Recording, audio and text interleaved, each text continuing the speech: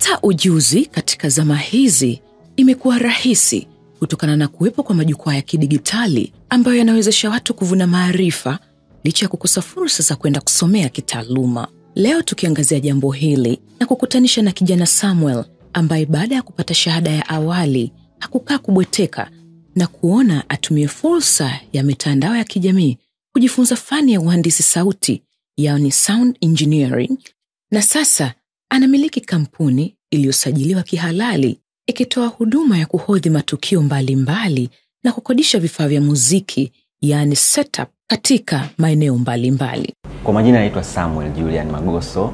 Mimi katika Gusa Sound Solution ndio mkurugenzi na mwanzilishi wa hii kampuni ya Gusa Sound Solution. Lakini pia kwenye kampuni ya Gusa Sound Solution mimi ndio technician na engineer mkuu kuhakikisha na tuna provide ubora katika huduma zetu. Yes. Sisi tunatoa huduma tofauti takribani ni 6 au 5 kwa namna ambavyo tumezipanga. Na huduma ya kwanza kubwa ambayo tunaitoa sisi ni kuseti vyombo vya muziki katika matukio tofauti, harusi, kitchen party, send off, corporate events na makanisani. Tunaseti vifaa vya muziki na kuhakikisha usikivu katika hayo maeneo. Hajaishia hapo. Anamiliki karakana maalum ya kutengeneza vifaa vya kuhifadhia vyombo vya muziki. Tunafundisha muziki. Mimi kama mkurugenzi nimeanza kwa kufundisha na hilo ni jambo ambalo tunaliendeleza, kama kufundisha muziki, vifaa vya muziki, kupiga kinanda, magitaa, drums. Yes, na mahali hapa ni sehemu ambapo tunatumia pia kufanyia hayo madarasa. Yes, lakini pia sasa hivi tumeanzisha huduma nyingine. Tunatengeneza flight case ambazo flight case ni boxes kwa ajili ya kuhifadhia vifaa vya muziki. Muziki vifaa vyake ni gharama, kwa hiyo usije ukapoteza pesa yako kwa kuvitunza vizuri. Kwa hiyo hizi boxi ni maalum na imara kuvilinda vile vifaa vya muziki. Kwa hiyo tunatengeneza kuanzia mwanzo mpaka mwisho. Umedokeza hapo awali una miaka 28 tu, lakini hii kampuni iko chini ya usimamizi wako na umesajili kisheria. Yes. Hongera sana. Mpaka sasa una miaka mingapi katika hii safari yako hadi leo kuwa na kampuni? Mimi mpaka sasa nina takriban kama miaka 10 au zaidi. Tangu nilipoanza shauku ya kwanza ya kujifunza muziki. Na kwa hii kampuni kuianzisha mpaka sasa, tangu nianze hatua ya kwanza, ninaweza nikahesabu ni kama miaka 3. Hongera sana. Yes. Safari yangu ya elimu kifupi. Mimi nimesoma shule ya msingi Goba na nimemaliza shule ya msingi nikasoma sekondari Goba. Shule ya msingi nimaliza 2010. 2011 nikaanza form 1, form 4, 2014 nimemaliza. Baada ya kumaliza 2014 nikaenda Ndanda High School. Nikasoma advance na nilipomaliza Ndanda nikajiunga na chuo cha maji. Chuo cha maji pale nikasoma water supply and sanitation engineering. Wakati nipo chuo mpaka namaliza chuo nilijikuta ile passion kwenye muziki imekuwa kiasi kwamba nikawa ninatamani kuendelea kufanya jambo zaidi kwenye eneo la muziki. Shauku ya muziki nilipata pale baada ya kuhudhuria kongamano moja la Pasaka, na nilibahatika kuona watu wakiwa wanafanya performance, wakiimba na kupiga vifaa vya muziki. Kwa hiyo kwa kutazama vile nikatamani kujua wanafanyaje kupata kitu ambacho kinaweza na kinaweza kikawagusa watu. Kwa hiyo nikawa na shauku ya kutaka kujifunza. Kwa hiyo safari yangu ya kujifunza ilianzia hapo. Na niliulizia namna ya kujiunga, kwa hiyo nikajiunga kwenye hicho kikundi chao ambapo ukaanza kuulizwa sasa madarasa ya vifaa vya muziki. Ndiyo. Ulianza na nini hasa? Mimi nilianza na kinanda. Nilianza kujifunza kinanda. Darasa lilikuwa linafanyika Don Bosco na mimi nilikuwa nasoma Goba, shule ya sekondari Goba. Na kwa wakati huo nilikuwa mwanafunzi, nilikuwa nalazimika kufunga safari kutoka Goba mpaka Upanga ambako ndo kulikuwa na hilo darasa. Tutoke hapo kwenye kuvuna ujuzi sasa katika muziki. Uliendaje mpaka hapa leo tunakuona na hii vision au maono ya kufungua kampuni yako? Kwa wakati huo baada ya kujiunga na hilo darasa, nikawa najifunza pamoja na kuishi na watu wengine ambao wanapenda muziki. Kwa hiyo yale maisha yakawa yanazidi kunijengea shauku ya kutaka kujifunza zaidi. Kwa hiyo nikawa naendelea kujifunza na huku naendelea kusoma. Kwa hiyo hivyo vitu vikawa vinaenda sambamba. Mimi naenda shule, nikimaliza shule, wakati wa likizo, kwa mfano nilikuwa nasoma Ndanda, wakati wa likizo narudi tena najiunga na vijana wenzangu, tunaendelea kujifunza. Kwa hiyo ilienda moja kwa moja mpaka nilipomaliza chuo cha maji hapo nilipomaliza. Kwa hiyo swala langu la kujifunza muziki lilikuwa linaenda sambamba na kujifunza masomo ya darasani. Kama unavyofahamu, ukimaliza chuo unatamani kupata kazi, na vijana wengine ambao tumemaliza wote tukawa na hiyo pressure ya kutafuta kazi. Kwa hiyo pamoja na kutafuta kazi, mimi nilikuwa pia naendelea kufanya tunaita gigs. Yani tunaenda kupiga muziki sehemu tofauti tofauti kama kwenye hoteli. Kwa hiyo vile vikawa vinaniingizia kipato bila kuwa na pressure ya kutafuta kazi. Kwa hiyo nikawa natafuta kazi, lakini at the same time naendelea kufanya vitu vingine ambavyo ni vya muziki. Gusa Sound ilikuwa tu hata ndoto ya hiyo Gusa Sound haikuwepo, kwa sababu pia nilikuwa, kumbuka, nimetoka kusoma, ninatamani pia kufanya kazi kutokana na professional yangu. Kwa hiyo nilikuwa nafanya pamoja na marafiki zangu ambao ni marafiki katika muziki bila kuwa na hiyo ndoto ya Gusa Sound. Yes, lakini baada ya hapo sasa nilipokuwa naendelea kufanya, changamoto nilizokuwa nakutana nazo zilikuwa zinanifanya niendelee kujifunza zaidi kwenye hayo maeneo ya muziki. Kwa hiyo nikawa field sasa ya muziki. Kwa hiyo kwa kuendelea baada ya kufanya zaidi na zaidi. Nafahamu band au muziki vifaa vyake kidogo huwa ni gharama, sio ambazo tunasema si gharama ndogo. Kwa wakati huo mkiwa vijana wadogo, mmejiorganize pamoja na wenzenu, vipi kuhusu vifaa? Mlikuwa mnapata wapi? Mimi ninaweza nikamshukuru Mungu kwa ajili ya familia moja ambayo ilikuwa na mchango mkubwa sana kwenye hilo eneo la kutupatia vifaa vya muziki. Ni familia ya Mzee Kapandila. Tulikuwa anatupatia vifaa vya muziki, tunaenda kufanya gigs sehemu, yeye ana vifaa vya muziki. Sio tu kutupatia vifaa vya muziki, alikuwa anatulea, kwa maana kwamba tunafanyia mazoezi na maandalizi nyumbani kwake. Kwa hiyo tunafanya maandalizi, tunafanya mazoezi, tunachukua vifaa, tunaenda kufanya gig, afu tunapata chochote kitu kama vijana. Kwa hiyo alikuwa anatusupport kwa namna moja ama nyingine kwa wakati ule, na hivyo ndivyo ambavyo tulikuwa tunapata na vifaa vya muziki. Kwa kweli ni gharama, na hatukuwa na namna tunaweza tukavipata kwa wakati ule bila kupata kuazimwa kwa mahali au kwa kukodishwa. Naam. Yes. Naam, mliendeaje baada ya hapo?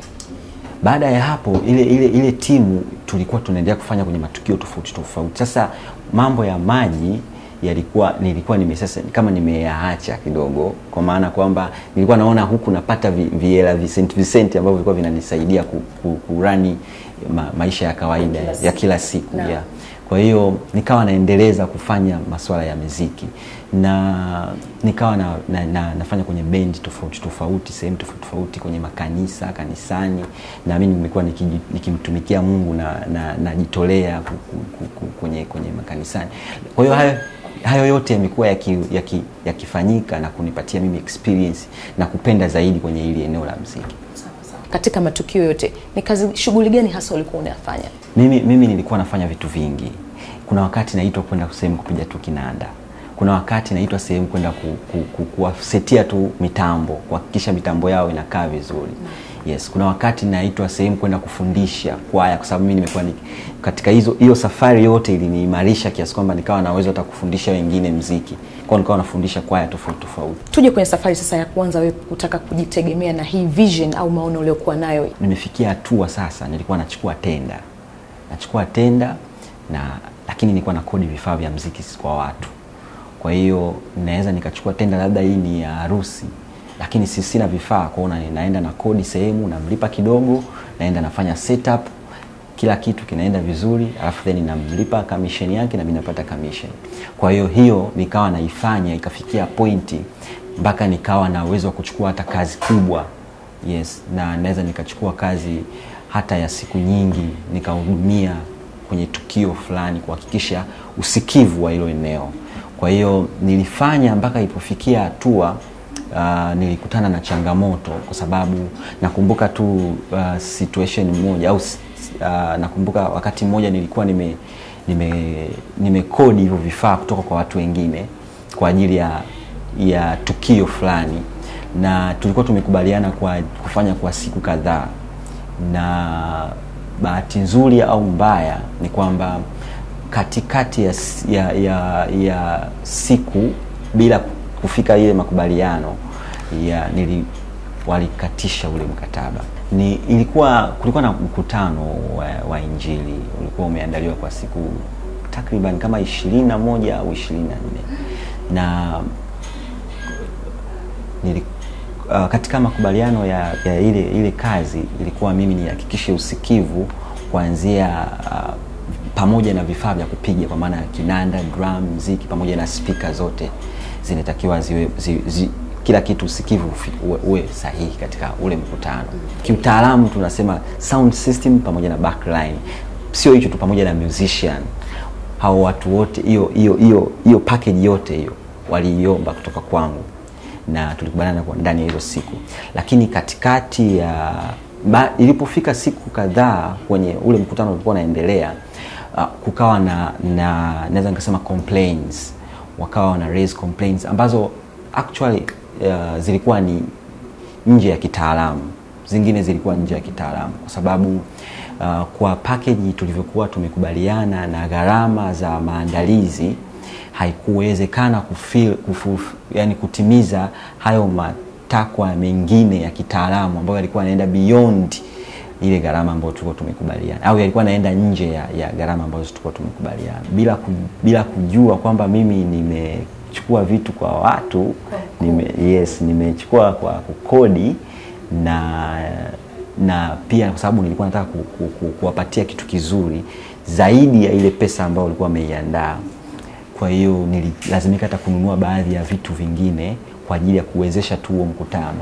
Kwa hiyo ile hela ambayo nilikuwa nafikiria mimi ningekuwa kama faida, yote nilinunulia vifaa vya kuwezesha ule mkutano. Kwa hiyo mwisho wa siku nilikuwa sina hela kabisa hata ya kuwalipa watu ambao nilichukua vitu kutoka kwao kwa hizo siku 7 ambazo tumetumia hivyo vifaa vyao. Kwa hiyo changamoto ilikuwa kubwa kiasi kwamba nilichanganyikiwa, yani nilichanganyikiwa kwa maana kwamba namna ya kulishughulikia hiyo jambo, kwa sababu ilikuwa tukio ambalo hujalitegemea. Na hiyo ilinipa naweza nikasema ilinipa hasira ya kuwa formal, au naweza nikasema kutafuta kufanya vitu kitaalamu, kwa sababu walivunja ule mkataba hatukuwa tumeandikishana popote. Kwa hiyo sikuwa na kitu chochote ambacho naweza nikawahoji, nikawalazimisha au kwa hiyo ilinipa kiu zaidi. Okay, sasa hii kitu kama nitakuja kufanya tena lazima nitafanya kitaalamu, kwa sababu kitaalamu kuna namna ambavyo ukifanya hata mtu akitaka kuvunja mkataba inakuwa kidogo sio rahisi. Na baada ya hapo kiukweli niliacha kufanya hiyo tena, kufanya setup kwa kutumia vifaa vya watu. Nikasema wakati mwingine nitakapoanza tena kufanya hivi nitakuwa nikitumia vitu vya kwangu. Kutoka hapo labda nikueleze tu, baada ya kufeli hapo nililazimika, nilikuwa na marafiki kama kawaida wa muziki, na wakanipa tunaweza tukasema dili, bwana kuna tunaweza tukaenda kufanya muziki sehemu nyingine ambapo tunaweza tukapata hela zaidi, ambako ni Zanzibar. Kwa hiyo ni marafiki zangu walikuwa wakiniambia muda mrefu, lakini mimi nilikuwa naona uzito tu wa kwenda. Lakini baada ya kupata na hiyo changamoto nilifanya maamuzi rasmi ya kuacha kila kitu ambacho nilikuwa naendelea. Nilikuwa na wanafunzi kadhaa, nilikuwa nawafundisha, lakini pia nilikuwa na mahali ambapo nilikuwa napiga muziki kwa siku kadhaa ambazo zinafahamika. Kwa hiyo niliacha zote, nikasema ngoja niende nikajifunze vitu vingine, na nikutane na marafiki wengine na nikapate uzoefu mwingine. Kwa hiyo nikaenda huko Zanzibar, na huko Zanzibar sasa nako nilipata mafunzo mengine, kwa sababu haikuwa rahisi kama ambavyo nilivyokuwa nimeambiwa. Zanzibar kule tukawa tunaendelea kufanya performance kwenye matukio, lakini pia sana tulikuwa tunafanya kwenye hotels walikuwa na wateja wao ambao wanakuja kwenye mapumziko. Kwa hiyo wanakuwa wanaandaa performance za live music, muziki wa live. Kwa hiyo sisi tulikuwa tuna team wanamuziki labda 2 au 3, tunaenda kuhakikisha wale wageni wao wanafurahi. Kwa hiyo ndio ilikuwa kazi kubwa hasa. Tulikuwa tunapiga kwenye hotels tofauti na mwisho wa siku tulifanya kwa takriban mwaka mmoja. Ilikuwa maisha mengine kabisa, kwa sababu tulipofikia ilikuwa sio kwamba kwenye nyumba, labda tulifikia kwenye kibanda tu hivi. Marafiki zangu watakuwa wanafahamu. Tukawa tunaishi hapo, kwa maana kwamba rafiki yetu mmoja ndio alikuwa amekaa kule, akawa ametupatia hayo makazi hapo. Kwa pale tulikuwa tunapika, tunakula, tunafanya mazoezi. Yes, kwenye ni makazi ya watu. Kule sasa faida ya kule, kwa sababu tulikuwa tunafanya kwenye hotels walikuwa hawataki muziki mkubwa sana. Wao walikuwa wanataka wanasema acoustic sana ndio tunafanya. Yaani ni setup ya wanamuziki 3. Wamekuwa wengi sana wanamuziki 4.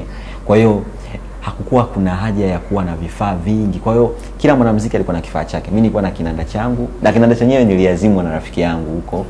Yes. Kwa hiyo mimi nilikuwa na kinanda, kulikuwa na rafiki zangu wana gitaa, kunakuwa na mwingine anakuwa na ngoma. Kwa hiyo tukibeba tu ngoma na magitaa na hivyo tunaenda kufanya kazi kwenye hotel, tunapiga muziki, watu wanafurahi. Yes. Lakini sasa tulipofika kule nilikuta marafiki zangu tukawa tuna ndoto ambayo zinashabihiana. Kwa hiyo tulijikuta tunataka tutengeneze njia ya pamoja. Tukaanzisha kile kitu ambacho mimi nilikuwa nimekianza huku, lakini sasa kule tunataka tukifanye sasa iwe kampuni. Tukakaa, tulikuwa takriban vijana 6. Tulikuwa baada ya kuendelea tumekaa, tumefanya kazi, tumejijenga, tumekodi nyumba. Kule sasa tulikodi na gari, tulikuwa tunalipa kwa mwezi. Kwa inaonekana kidogo kule malipo yalikuwa yamechangamka. Yes, kule kidogo tulikuwa tunalipwa vizuri. Kwa hiyo tukawa tumefikia hatua tunaweza tunalipa nyumba, tunakaa hapo, tunafanya mazoezi. Na tukawa tunaanza sasa ile taratibu zile za kuanza kuwafungia mitambo watu wengine. Kwa hiyo tukawa tunapokea tenda au order. Bwana, unakuta kuna wanamuziki wana performance kwenye hoteli yao fulani. Kwa hiyo wao wanatuambia sisi tunaenda kuwasetia. Inaweza ikawa ni mitambo yao au ni baadhi ya vifaa vyetu ambavyo tuko navyo vidogo ngoma. Kule hatukuwa tunahitaji mitambo mingi sana. Kwa hiyo tulikuwa tunaanza kuseti mdogo. Kwa hiyo tulikuwa tumeanzisha kama kampuni ambayo tulikuwa tunafanya kwa wakati, kwa sababu tulikuwa tumekodi na gari kwa ajili ya kuhakikisha tuna mkakati ya kufanya kwa ubora. Kituambia saa 1 unafanya performance, sisi saa 12 kila kitu kinalia vizuri, tayari kwa ajili ya wewe kufanya performance vizuri, na tulipa hela yetu, tunaendelea. Tulienda mpaka ilipofikia hatua imekuwa na mwisho wa season ukawa umefika. Tukalazimika sasa, kwa kawaida kule season ikiisha kunakuwa hakuna tena kazi, kwa sababu watalii au wageni wanakuwa wamerudi makwao, kwa kunakuwa hakuna wateja, hakuna kazi. Tulivyokuwa tumemaliza msimu umeisha, tunajiandaa kurudi kwenye kikao cha timu nzima. Kuna mwenzetu akawa ameweka ombi kwamba anaomba vifaa vya muziki vile ambavyo tulikuwa tumevikusanya, anaomba akavitumie sehemu nyingine, bara, na atakapovitumia atakuwa anachangia kwenye mfuko wa kampuni. Lakini sasa ilikuwa ngumu kumruhusu, lakini alikuwa na mchango mkubwa kwenye hiyo kampuni kwa wakati huo. Alikuwa na mchango mkubwa, alituchangia sana. Kwa hiyo ikawa ngumu kumzuia. Kwa hiyo tukamruhusu, japo ilikuwa kishingo pande, akaenda na vile vifaa. Sasa alipoenda na vifaa, baada ya siku zinavyoenda, tukawa hatuoni mchango wowote. Mwisho wa siku, kwa kufupisha tu, ni kwamba vile vifaa hatukuvipata tena, kwa maana kwamba yeye alienda navyo. Kwa hiyo ikatengeneza mpasuko tena mwingine, ambao kile kitu ambacho tayari tulikuwa tumeanza kukikuza na kimeanza kufahamika mwisho wa siku ikawa inaonekana ndoto kama imekuwa tena imeganda. Kwa kwenye tathmini yangu binafsi niliona ile kwangu ni changamoto. Nikaanza kutengeneza namna gani ninaweza nikafanya hata mimi mwenyewe. Kwa hiyo kabla sijarudi huku nilianza kujiuliza nini naweza kufanya. Nini ninacho kwa wakati huo? Nini ninacho na nini naweza kukifanya? Nikaanza. Nakumbuka nilimpigia rafiki yangu mmoja anaitwa Sadati. Huaga tunaongea. Kwa hiyo kwenye kuongea nikawa nimemshirikisha, nikamwambia mimi nataka kuanza mwenyewe. Nilipomshirikisha akaniambia mimi nitakutengenezea website. Yeye akaniambia atanitengenezea website. Kwa mimi nikasema nikawa na facilitate tu labda internet na nini. Lakini pia nikasema mimi nafanyaga gig napata hela ndogo 20,000 ngapi. Hizi naweza kuzifanyia nini? Nikajiuliza nikasema hizi naweza kufanya usajili na mambo mengine ya kuanzisha social media platform nini na kuonyesha namna gani ninaweza nikaonyesha kwamba niko serious na hichi ninachokifanya. Kwa hiyo nilianza na vile pesa ndogo nilizokuwa nazikusanya kwa kufanyia investment ya vitu ambavyo ninavimudu. Na investment kubwa sana ambayo nilifanya ilikuwa ni maarifa. Nilikuwa naamini kabisa kama ni kuweka pesa kwenye kusoma na kujifunza namna ya kuwa sound engineer bora na mtaalamu ni kitu ambacho pekee ndo ninachokiweza kuliko kununua speaker au kununua vifaa vya muziki ambavyo ni gharama. Kwa hiyo niliweka hata azimio la kujifunza zaidi. Yes, kujifunza zaidi. Ukaanza kujifunza. Na mikakati nikaweka kuhakikisha nakuwa na internet ya uhakika na kutumia hizi YouTube na online classes kusoma na kujifunza zaidi kuhusu kuwa na sio tu kuwa sound engineer. Nilikuwa nimejifunza hadi namna ya kuanzisha biashara, namna ya kuongoza biashara. Kwa hiyo na knowledge nyingi au maarifa mengi nikawa nimeweka mkakati ya kujifunza. Nimeweka nguvu kujifunza jinsi ya kutengeneza muziki kama producer, nafanya production. Kwa hiyo nikajifunza, nimeweka yani katika vitu ambavyo ninaweza nikasema nilifanya vya kwanza ni kwenye kuwekeza kwenye maarifa. Baada ya kuvuna ujuzi nikaanza kutumia ule ujuzi. Ulianza vipi? Nilipokuwa kumbuka huo mpasuko ulitokea wakati wa mwishoni mwa msimu. Kwa hiyo msimu ulipoisha mimi nikarudi Dar es Salaam. Na hiyo mikakati yote nilianzia kuifanya nikiwa Dar es Salaam. Kwa hiyo nikaanza kufanya hizo uwekezaji wa maarifa yote nikawa nafanyia Dar es Salaam. Na baada ya hapo nikaanza kurudi tena kufanya vile nilivyokuwa nafanya, kwa maana ya kuchukua vifaa vya muziki, yes, vya kukodisha. Lakini sasa hivi nilikuwa nafanya kitaalamu. Kwa sababu ya yale matukio nilikuwa siwezi kuweka yani nilikuwa nahakikisha kama ni makubaliano yanakuwa kimaandishi na natengeneza invoice kabisa ambazo zinaonyesha kabisa kwamba huduma ambayo huyu mtu nampatia ni sound system labda pamoja na vifaa vya kupiga. Umeona? Kwa hiyo nikawa nafanya kitaalamu na kuhakikisha nafanya vizuri zaidi ya mwanzo. Yes. Kwa hiyo nikawa nafanya vitu vingi ikiwemo na kutengeneza branding. Kwa hiyo nilikuwa najifunza namna ya kubrand na namna ya kutengeneza brand ambayo ni ya Guse Sound Solution. Na baada ya hapo nimefanya kwa muda kidogo mpaka nilipokuwa jambo linaweza likaonekana. Yaani ilifikia hatua nikiwaeleza watu sasa at least wanaweza wakapata picha ya kitu ambacho natamani kukifanya au nakifanya. Kwa sababu mwanzo ilikuwa ni ngumu kumueleza mtu bwana mimi nataka nafanya hiki na uwezo wa kufanya hiki na hiki na hiki. Licha ya hivyo, kwake imekuwa ni fursa kwenda sawa na mabadiliko ya kisayansi na teknolojia, kwani hutumia programu maalum au software kuhakikisha kwamba usikivu wa sauti unapatikana kwa kutumia majukwaa ya kidigitali. Tunatumia mixer kwa ajili ya kumix zile sauti. Lakini sasa hivi tunatumia za kidigitali ambazo kwanza unaweza kaoperate wireless, yani bila wire. Unaweza kutumia iPad au smartphone au computer kuhakikisha una fine tune. Naomba nitumie Kiswahili sizuri. Una fine tune kupata kitu kizuri kwa kutumia hivyo vifaa vya kidigitali. Na nimeinvest kwa kujidunduliza na kutamani kupata, kwa mfano digital mixer ambayo naitumia sasa hivi ni takriban miaka 3 tangu niifahamu, nimekuwa nikiwa na ndoto ya kuimiliki. Na kwa lugha rahisi ninaweza nikakupa mfano. Hiyo kidigitali ni kwamba mimi naweza nikaseti kwa mfano wewe mic yako inaongea, hata kama ukipiga sauti zaidi kupita kile kiwango cha ambako nimekuwekea cha mwisho, yenyewe inakupunguza automatically. Kwa hiyo inakupunguza unakapozidi, utakapokuwa umeongea katika level sahihi, inabaki inaongea vizuri. Kwa hiyo ni mfano mrahisi ambao mtu yote anaweza kaelewa. Ina operate kidigitali automatically bila wewe. Kuna ile miluzi inatoka swi watu wanaongea kwenye microphone, kuna miluzi kwenye digitali automatically ukitokea mluzi unakatwa hapo hapo. Yes. Kwa hiyo hizo ni zana za kidigitali ambazo lazima uwekeze maarifa kujifunza.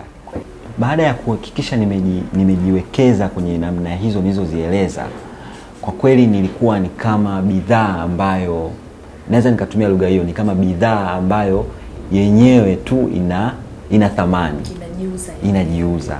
Kwa hiyo mimi mwenyewe nilikuwa ni bidhaa ambayo ni ya tofauti. Kwa hiyo kulikuwa na watu wengine wanafanya, lakini nijiweka katika mahali ambapo nikikueleza kitu ambacho nakifanya na namna ambayo ninafanya, wewe utajikuta tu unaniamini.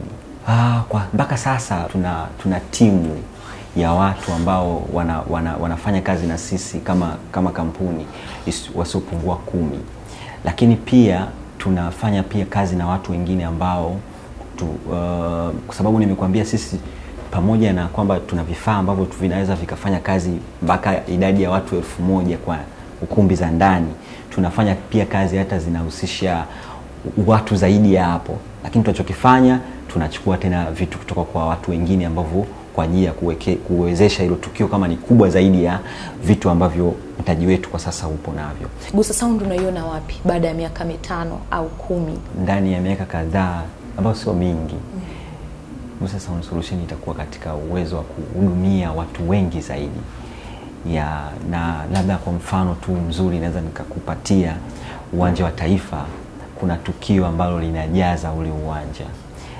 Ndoto ya Gusa Sound Solution ni kuhakikisha tuna uwezo wa kuhakikisha usikivu sahihi au unaopaswa, kuhakikisha watu wote ambao wamekaa pale wanasikia, na kama kutakuwa na vifaa vya muziki kwa wingi namna gani, kuhakikisha kwamba sisi tuna uwezo wa kuviprovide kadiri ya mahitaji ya hilo tukio na kuhakikisha usikivu mzuri.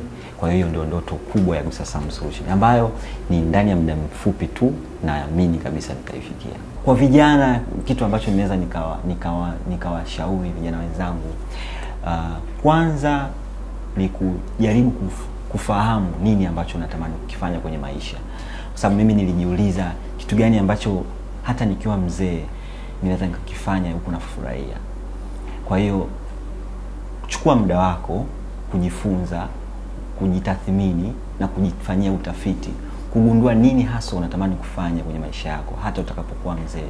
Cha pili, baada ya kufahamu, hebu jiulize namna gani unaweza ukafanya hicho kitu ambacho unakipenda kikakutengenezea pesa.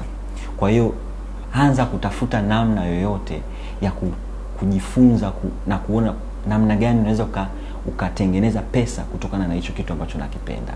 Hicho cha pili. Alafu cha tatu na cha mwisho ambacho hicho ni vijana wengi wanapata tabu kukifanya ni kuamua kuanza.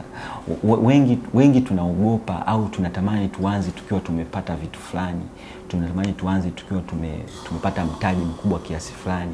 Lakini mimi ninachoweza kukushauri, wewe una uwezo wa kufikiria namna gani unaweza ukaanza kwa ulichokuwa nacho. Yes. Kwa hiyo hakikisha unaamua kuanza. Sio rahisi, lakini amua kuanza. Na ukianza kuna baraka nyingi zinakuja baada ya kuanza. Wapo watu wana pesa ambazo unazihitaji kwa ajili ya kufanya hiyo investment unataka kuifanya, lakini hawawezi kukupatia kama hujafanya chochote. Kwa hiyo lazima uamue kuanza, na ukishaanza watu wengine watakufuata. Mtazamaji wa Hello Weekend, ni Samuel Julian ambaye ametupitisha kwenye safari yake ni namna gani ambavyo ameweza kutumia majukwaa ya kidigitali katika kuvuna ujuzi na kuweka katika vitendo hasa, na pia katika kuchagua kipaji chake akifanya kiwe namna ya kumpa fursa ya kumuingizia kipato. Je, wewe na mimi kijana mwenzangu tunaanza vipi? Mimi ni Angela Mondi na hii ni Hello Weekend.